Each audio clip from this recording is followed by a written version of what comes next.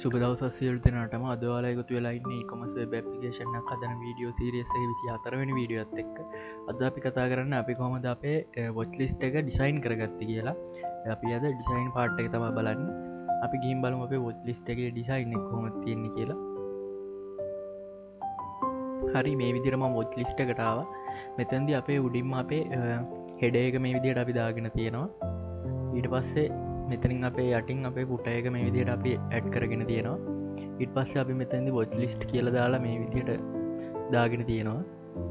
ඊට පස්සේ අපි මෙතන ටෙක්ස්ට් එක ටයිප් කරන්න අපි සර්ච් කරන්න ඕන හින්දා අපි මෙතනට ටෙක්ස්ට් ෆීල්ඩ් එකක් දාගෙන තියෙනවා. ඒ වගේම අපි මෙතනින් අපේ සර්ච් බටන් එකක් දාගෙන තියෙනවා අපිට සර්ච් කරන්න. ඊට පස්සේ මෙතනදී අපි හෝම් බටන් එකක් දාගෙන තියෙනවා මේ විදිහට හෝම් එකට යන්න. බටන් එක නෙමෙයි හෝම් එකට යන්න. ඊට පස්සේ මෙතනින් ඉදිට දාගෙන අපි my watch list ඊට මෙතන my card reasons කියන විදිහට මේ විදිහට අපි තියෙනවා මෙතන. ඉතින් මෙතන ඒරියා එකක් තියෙනවා අපේ watch list එකේ product පෙන්නන්න. දැන් මෙතන මගේ කිසි product එකක් නැති හින්දා මේ විදිහට you have no item in your watch list yet කියලා මේ විදිහට දාගෙන තියෙනවා. ඊට අපේ මෙතන start shopping කියලා තියෙනවා. මේක ඔක්කොම අපි ආයේ home page එකට යන්න විදිහට තමයි හදලා තියෙන්නේ. අපිට product එකක් තෝරගන්න පුළුවන් විදිහට. මෙතන අපේ ඩෙමෝ විදිහට අපේ දාගත්ත ප්‍රොඩක්ට් එකක් තියෙනවා මෙතන. මෙතනට මම ඉමේජ් එකක් එනුවට මේක දාගත්තේ අපි තාම මේක ප්‍රොසෙස් එක කෝඩ් කරලා නැති හින්දා. ඊට අපි මෙතනද මේ ඩෙමෝ තොරතුරු තමයි තියෙන්නේ. එතන අපේ ඩීටේල් අපි මෙතන ටයිටල් එක, ඒ වගේම මෙතන කලර් එක, කන්ඩිෂන් එක, ප්‍රයිස් එක, ක්වොන්ටිටි එක, සෙලර් ගෙනම මේ විදිහට අපි තියෙන්නේ. මෙතන අපේ තියෙන්නේ අපේ දැන් නෝමල් දාගත්ත ඩීටෙල් තමා තියෙන මෙතැදි. ඊට පස්ස අපේ මෙතැදි බටන් තුනක් දාගෙන තියෙනවා. බයිනව් කරන්න පුළුවන් මෙතනින්. එහෙම නැත්තම් කාඩ් එකට ඇඩ් කරගන්න පුළුවන් මෙතනින්. එහෙම නැත්තම් රිමූව් කරන්න පුළුවන්. මේ විදිහට තමයි මෙතන ඩිසයින් එක වෙලා තියෙන්නේ අපි අපේ ඩිසයින් එක කොහොමද කරගත්තේ කියලා බලමු. අපේ කෝඩ් එක පැත්තට ගිහිල්ලා අපි කෝඩ් එක පැත්තට යන්න කලින් අපි බලමු මේක රෙස්පොන්සිව්ද කියලා. හරි, මම මේ විදිහට පික්සල් 7 මේ මොබයිල් සයිස් එකකට දාගෙන තියෙන්නේ. මෙතනදී අපේ මෙතනදිත් අපේ හෙඩර් එක මේ විදිහට, ඊට අපේ එතන හෙඩර් එකේ ඩ්‍රොප් ඩවුන් එක මේ විදිහට තියෙනවා. ඊට පස්සේ අපේ මෙතන watch list කියපු එක, ඒ වගේම අපේ මෙතන ටෙක්ස්ට් එක ටයිප් කරන එක, සර්ච් බටන් එක මේ විදිහට තෝරන්න, අපේ මෙතන item වැටෙන තැන අපි මෙතනින් දාගත්ත item එක. ඊට පස්සේ මේ විදිහට අපේ පුට එක මේ විදිහට තමයි අපේ ඇඩ් වෙලා තියෙන්නේ.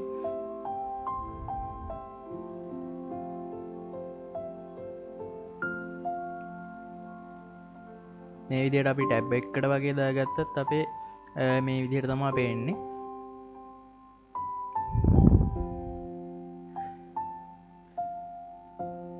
මෙතනදී හරි, මෙතන්දි කියන්න ඕනේ මේ ප්‍රොඩක්් එක මේ විදිහට අපි දාගත්තට අපේ මේ ප්‍රොඩක්් එක එන්න ඕනේ මෙතන අපේ ඒරියා එකට තමයි එන්න ඕනේ. ඒක තාම අපි ඩිසයින් කරලා නෑ. ඩිසයින් කියන්නේ අපේ එක ප්‍රොසෙස් එක පැත්තෙන් තමයි කරන්නේ. අපේ ප්‍රොසෙස් එක කරනකොට අපි බලමු ඒක කොහොමද මේ විදිහට අපේ ප්‍රොඩක්ට් කොහොමද මෙතන ඒරියා එකට වැටෙන්න අපි හදාගන්න කියන එක. අපි කෝඩ් එක පැත්තට ගිහින් බලමු අපි කොහොමද මේක ඩිසයින් කරගෙන තියෙන්නේ කියලා. හරි, මම මේ විදිහට අපේ කෝඩ් එක පැත්තට ආවා. මෙතෙන්දී මම කිසිම ප්‍රොසෙස් එකක් කරලා නැහැ. මෙතන කෙලින්ම අපේ තියෙන්නේ ඩිසයින් එකම විතරයි. අපි මෙතෙන්දී මුලින්ම අපේ ටයිටල් එක මේ විදිහට දාලා තියෙනවා watch list e-shop කියලා. ඊට පස්සේ අපි මෙතනින් අපේ blue strap css එක, ඊට පස්සේ cnd එක, ඒ වගේම style sheet එකේ අවශ්‍ය අපිට ඕන දේවල් ටික අපි මේ විදිහට link කරගෙන තියෙනවා. ඊට පස්සේ මෙතනින් අපේ ඉමේ icon එක දාගෙන තියෙනවා අපි මේ විදිහට. ඒක ලින්ක් කරගෙන තියෙනවා.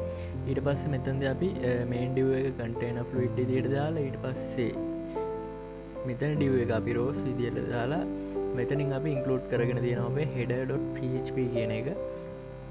ඊට පස්සේ මෙතනින් අපි label එකකින් අපි දාගෙන තියෙනවා අපේ watch list කියලා. ඒ වගේම මෙතන අපේ input field එක මේ විදිහට දාගෙන තියෙනවා. මෙතනදී අපි මේ play holder එක ඇතුලෙන් දාගෙන තියෙනවා search in list කියලා. අපි මෙතන තමයි අපේ ටයිප් කරන තැන තියෙන්නේ. ඊට පස්සේ අපි මෙතනට આવුත් අපේ සර්ච් බටන් එක තමයි මේ div එකේදී දාලා තියෙන්නේ. මේ විදියට අපි ඒක BTM ප්‍රයිමරි කියන විදියට දාලා තියෙන හින්දා අපිට නිල් පාට පේනවා අපේ බටන් එක. ඊට පස්සේ අපි මෙතනට આવොත් එහෙම මෙතන අපි ඕඩර් ලිස්ට් විදියට මෙහෙම දාගෙන තියෙනවා අපේ හෝම් එක. ඊට අපි මේක ඇන්කර් ටැග් එකකින් දාගෙන තියෙන අපි මෙතන ඉතින් අපේ home.php කියන එකට ඒක දාගෙන තියෙනවා. ඊට පස්සේ ඒ වගේ මෙතනදී අපේ watch list එකත් මේ විදියට අපි මෙතනට ඇඩ් කරගෙන තියෙනවා. ඊට පස්සේ අපි මෙතනට આવොත් එහෙම අපි මෙතනදී අපේ ඇන්කර් ටැග් එකකින් අපි මේ විදියට දාගෙන තියෙනවා අපේ my watch list කියන එක, ඒ වගේ my card කියන එක, recents කියන එක අපි මේ විදියට දාගෙන තියෙනවා. අපි ඒවා මෙතනින් කොහෙටවත් මේව කරලා නැහැ. මෙතන අපේ ඩිසයින් එක විතරයි.